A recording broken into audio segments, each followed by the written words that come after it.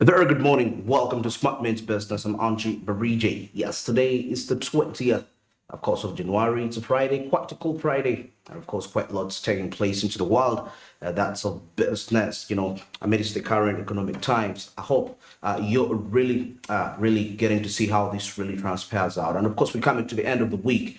This is a time when you have to sit down and try to evaluate yourself to see, what you've been putting down. Is it really working out? Is it returning the commercial value that you had actually initially thought about? So that is something very important to understand for you right there. And of course, being the 20th day of the year 2023, it's also time to put yourself in check, getting to see how far you've gone with what you had planned for the year 2023. It's very important. Remember, time never waits. And of course, always new challenges come up the way. Of course, we're challenged by the world on a daily basis, but that really speaks on what decisions we are going to make as individuals, as entrepreneurs, in order to really to sustain the commercial aspect of it. Because at the end of the day, once you can't really be in position to sustain that, it can really be something of great challenge in a very long run. Yes, and of course, quite lots happening, like I told you, in the world of business. Quite lots of partnership are being signed up, and it's very essential for you as a business person to position yourself in a way that is, quite very relevant to you, because at the end of the day, it comes back to your benefit. How you play around it, what policies are you putting in place to ensure that they further of course, the current moves, which are right there to ensure that business growth and activity, of course, moves in a very smooth aspect. And at this particular time, we're going to get into our SMB updates, of course, as we're going to review President, that's Museveni, emphasizing intercontinental free trade area. And of course, knowing that it's one of the ways trying to have Africa as one economy, one market, whereby you can actually transact goods from one country to another at fairly no prices or less prices. And of course, when Africa is a one market, just imagine what that can really bring about. Very important. So let's have a brief review on what the president, of course, was saying about the African continental free trade area. Now, regarding finally, South-South cooperation, again, as I said at the beginning, we collaborated during the anti-colonial struggle. We used to have what we call the Afro-Asian Solidarity Group. We used to have the tricontinental, the three continents, Asia, Africa, Latin America. We cooperated at the Bandung Conference to cooperate on ensuring affluence for all our people. And what does this mean? Because when I produce a good or a service, I need a consumer to buy what I have produced. If I've produced a good or a service and nobody buys it, then I am stuck. Now, regarding finally, South-South cooperation, again, as I said at the beginning, we collaborated during the anti-colonial struggle. We used to have what we call the Afro-Asian Solidarity Group. We used to have the tricontinental, the three continents, Asia, Africa, Latin America. We cooperated at the Bandung Conference. So it is now time to cooperate on ensuring affluence for all our people. And what does this mean? Because when I produce a good or a service, I need a consumer to buy what I have produced. If I've produced a good or a service and nobody buys it, then I am stuck. I cannot have affluence. I don't know whether you have studied the situation in Latin America, because some of the Latin American people are here. The countries of Latin America, I think, have got much more natural resources than the United States of America. If you look at the rivers, you look at the forests, you look at the minerals, I think South America is richer than North America. But the question is, why is there so much?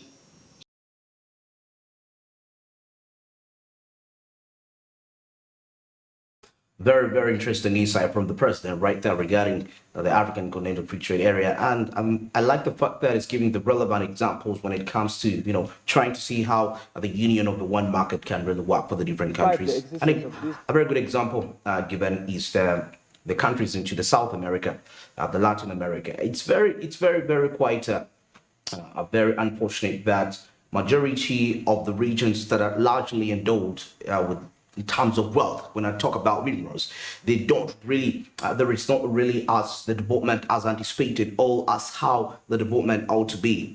That explains how very relevant it's important to unite as a group, talking about Africa. Imagine with the wealth we have, and of course, we accompanied it with the actual unity. How far would we go in terms of economic growth and development, prosperity?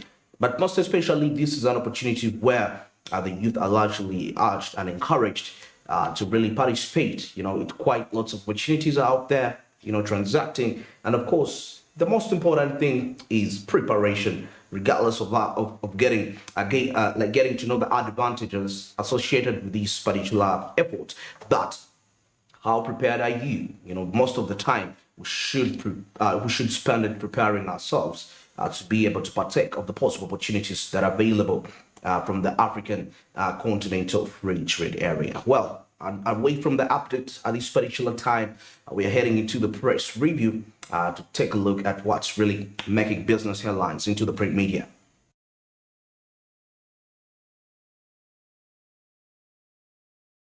All right.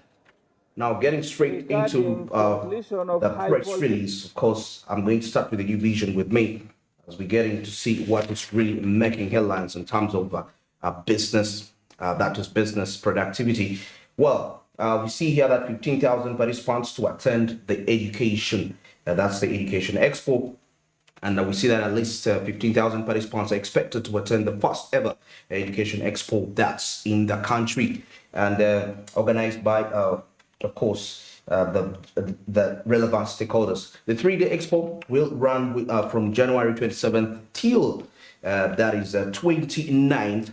That's in Nakawa, Kampala, at the Uganda Institute of Information and Communications Technology. Quite very, very important. The Education Expo, of course, trying to see the different ways of how sharing knowledge when it comes to the education part of it. Now we see that the events team are confident that between 4,000 and 5,000 people will attend, and the daily events scheduled for 8 a.m. That's still 6 a.m. Well, the fair design is to bring actors in the sector and, of course, share the possible opportunities which are knowledge, and it is hoped that it will contribute to the recovery of the sector from the COVID-19 pandemic. Now, the whole thing is all about sharing ideas and solutions, how to see how the education sector can really recover with absolute clarity. Right there, I think that is something very remarkable to look into. Well, the expo themed where education and the world of employment meet. I think there will also be the aspect of trying to teach the responsible, for example, teaching the students how best can they bridge the knowledge they have with attracting employment opportunities their way. That is an art that is very, very important to really consider and put into, use. You could be knowledgeable, you have all what it takes to get where you want to get, but The only challenge is that you don't have the knowledge, you don't have the wisdom to transfer that into actual employment, tangible employment opportunity coming your way right there. Now, the Education Expo will be very relevant to do that. Now, away from that, we've seen 70 routes for sustainable markets. President Yoweri Museveni has called on participants from member countries of the South, that's the South-South Cooperation, to work together to ensure global affluence for all their people. I think that relates to the update we just had about the affluence and how best we can integrate the regional markets, to become one. Because already we have the regionals, but now we need to have one more, one market that unites us. So Museveni is calling for roots. The roots, I'm trying to mean sustainability and having a firm foundation of these markets, because the foundation will determine how far these markets will have impact on the economy and growth of the country. Well, and now we see that the oil pipeline construction clear to start. Knowing that the cabinet has cleared the energy ministry to sign a license for oil pipeline construction to the East African Crude Oil Company. That's limited. The ICT State Minister, that's Godfrey Kabyanga, said the decision followed a successful application by the company. Well, that is something very, very, very great and amazing when it comes to oil exploitation in Uganda. Well, then we still see that activists demand heart treatment at lower facilities. Health advocates fear that many heart patients could be dying enormously at the hands that's of the different health personnel.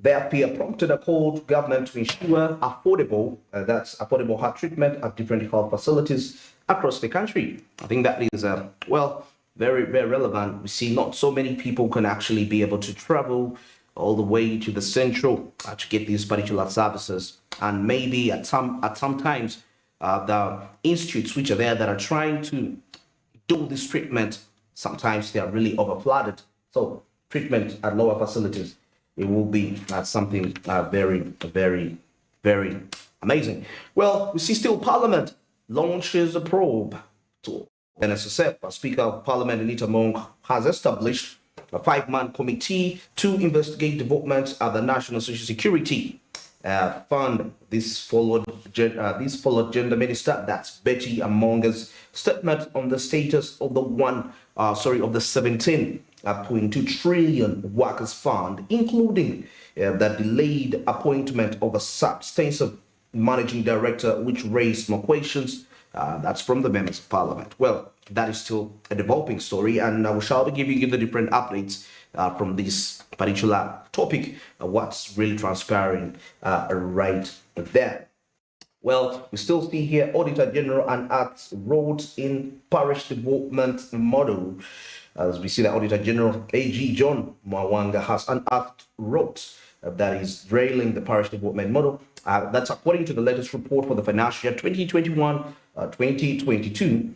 29.5 billion that was paid to fake SACCOs. Well, that is something very shocking, and that's why it's important to get to really understand the aspect of formality when approaching anything.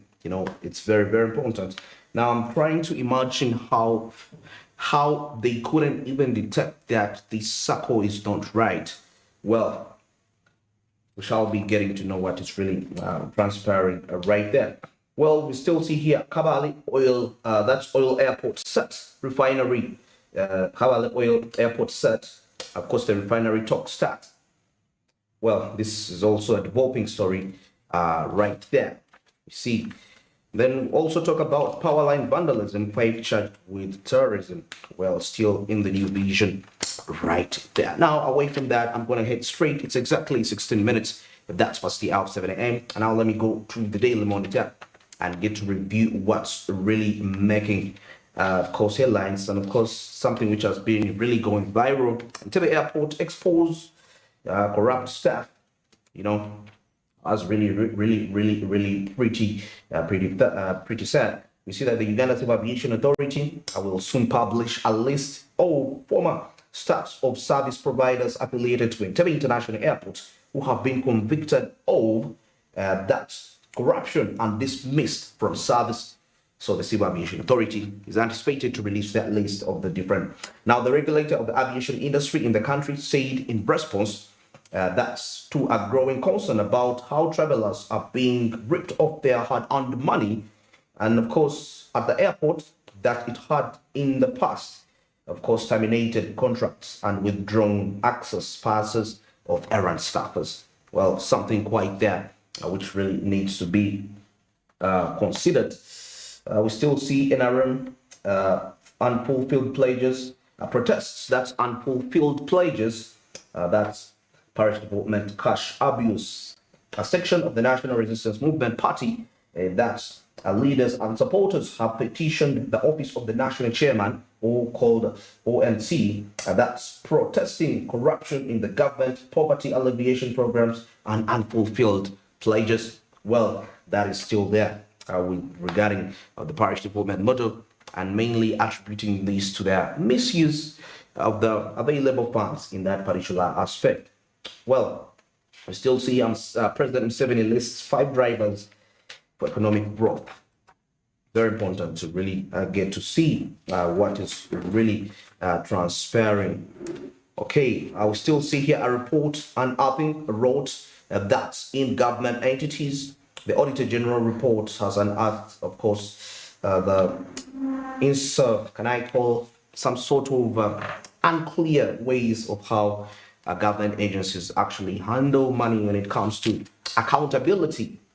Yes, Uganda, China opened joint language center. Well, that is something very important in terms of business, business growth and development. Language plays a key factor. If you can really relate to the different thing, you can be in position to deal with quite lots of people. And remember, business is numbers. And part of the numbers is knowing how to interact with the different people in terms of languages. Okay. Then still see a Myoga Circles on track as MCS promises more support. Well, we see about 30 million Ugandan shillings seed capital given to Myoga Circles. We see Myoga Circle leaders across the country have been tipped. That's on proper setting, of course, good governance and loan. That's loan recovery with microfinance support center pledging if that's more funding from that. So Myoga, and of course, you get to understand what it really takes. There should be a formal way on how you really attach, all these particular matters when it comes to being of great benefit to the different proposals of government. Well, we still see, as we still continue here, to take a look at what's really transpiring in the world of business right here. Well, before I went in further, as I wind up this, we saw something regarding in the scope, concerts, and the is equation is fair value for the money. In other words, we all attend the different concerts, and we have the fund, but the actual question is the money we pay right there of what? Is it worth paying that artist who has organized that concert? Of course, attracting the commercial value in that incidence. Well, I think that is something to really take into consideration on the side of the artist, as in terms of to assess yourself, because that will help you to put out something very, very productive. It's exactly 21 minutes past 7. And at this particular time, we're going to get into the traffic update and, of course, getting to see what is really, how is the traffic condition like. There are quite so many junctions where you pass as you come into town. It may not be particularly town, but you're going to another destination, but you're going to pass via a particular traffic junction. And probably it has traffic lights, and that is going to determine largely how fast you're going to reach and execute that business idea, or perhaps you're going to work, and you want to know which routes to use, because if you find out that one route doesn't work out for you very perfect, it's very important you consider getting a shortcut, another alternative route to ensure that you can reach in time. Time is money. You only get to understand that when you're a very, very busy person is when you get to understand. And it's the very reason why we give you these updates from the traffic and we see what is really, to get to understand how the condition is like. And now we're going straight to get to see the traffic. We see the traffic atmosphere around town. It's exactly just 7:22, and majority of the people leave their homes. Fairly that's the very time they leave. But of course, you have to get to understand which routes are you going to use, most especially if you have a public, or what I can say, a private. No, if you're going to use public means of transport, you can't think for the person driving for you. Here, it's very easy for you to think for yourself as a person and say, I don't want to use this place. I don't want to go here. Let me drive past here. But unfortunately, if you're into the public means of transport, you may not be in position to actually decide for yourself. As you can see the situation up to town. If you right see, if you can see, if the cameraman can show all of you people here, all these cars are going to Kampala. All these people, the border people, all of them are going to Kampala to go and do their own businesses. But still, also the traffic lights are also working. If you can see, they're also standing. They're also on the standby, and they're going to stand there for over 3 to 5 minutes. And if you can see, all are going to be released. You can see all the borders are going the way. And all those borders, those who have been standing there, they're about to go to Lugogo bypass. And that's the situation. Those coming from Kampala, they have to first stand for over to 3 minutes to 4 minutes. Those that are going to Lugogo bypass. And now, after here, those coming from Lugogo bypass, if you can see, those coming from Lugogo bypass, those ones are coming from Lugogo bypass. Others are going direct to Chira, going to Ntinda. As you can see, all these cars that are coming from that way are coming from Lugogo bypass. Every car that goes to Lugogo bypass, it will either go to Chira police station or it goes direct up to Ntinda town. That's the situation here at Lugogo bypass at Chira police station. At the moment, police is not yet at the ground. Traffic police is not yet at the ground to make sure that they give any other help in case the traffic lights are not working very well. Now, those coming from Lugogo bypass are now stopped to stand. As you know, always borders will never adhere to the rules and regulations. They always come and pass and go wherever they want to go. This is Chira police station. The cameraman is showing you all the ways and all how the traffic police are working right now. Those coming from Lugogo bypass, it is their turn to stand over and wait until the traffic lights releases them to go wherever they want to go. And those coming from Ntinda police, coming from Ntinda town, Ntinda police, Chira police station, they are now on standby waiting. They are now coming at the moment. If my cameraman can stretch over showing those cars that coming from Ntinda, straight away from Ntinda town. You can see all that line coming from Ntinda. Traffic lights are in a working good conditions. Those coming from Ntinda, my cameraman, like the way it's showing you, all people coming from Ntinda now, they are going to Kampala, others are getting to Lugogo bypass. That's the situation here. Like I said, traffic police is not yet at the ground, but the traffic lights are doing the work very well. 3 to 4 minutes, every car that comes from Ntinda, those that coming from town, those coming from Lugogo police station, 3 to 4 minutes. This time is those cars coming from Ntinda. As you can see, it's their turn, moving. Others going to Kampala City, Kampala Business Center. Others are going to Lugogo bypass, taking routes, going to Jinja, something like that. So that's how the situation is here. At the moment, those vehicles, those cars, those borders coming from town and those coming from Lugogo bypass, they are now on standby. They are waiting to wait. This time around, those coming from Ntinda, those vehicles coming from Ntinda, they on standby. They have to wait.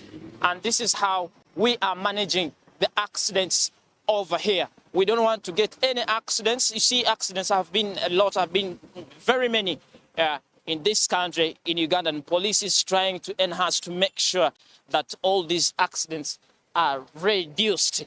Chira police station is well organized.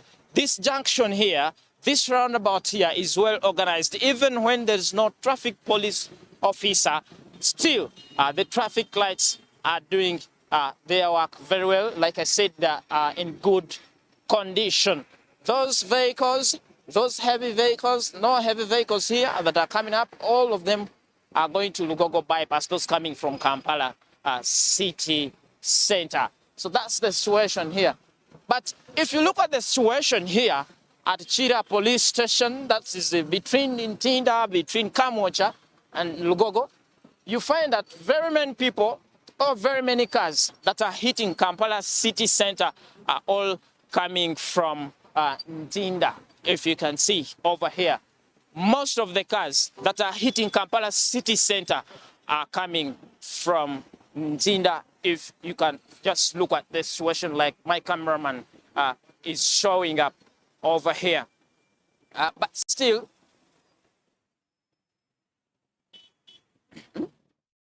of course, at the Kira police station are getting to see what is really transparent, like the traffic, it's there. It's very, very small, as I can observe right there. So if you're, of course, the people that are into those particular places, probably coming from Tinda, you could be even coming from Kamocha, and you're planning to use that particular junction, do you realize that it's actually quite a separate road for you right there, and you'll be in position to reach in time to execute that business deal that you're supposed to execute.